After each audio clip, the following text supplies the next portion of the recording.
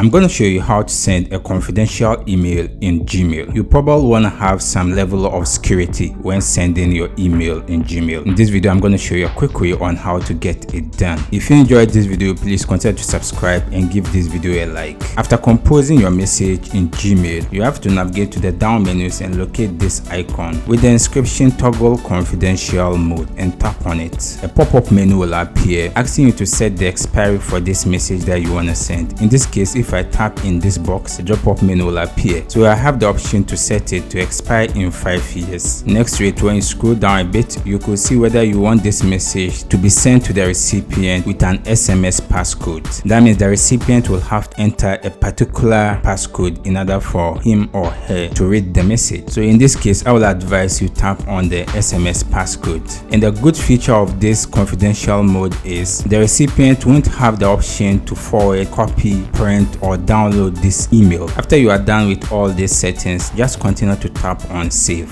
and then proceed to tap on send. That's it. You have successfully sent a confidential email in Gmail. If you have any question, you can leave it in the comment section. I'll do my best to attend to you. If you enjoyed this video, consider check out our next video. See you in the next video.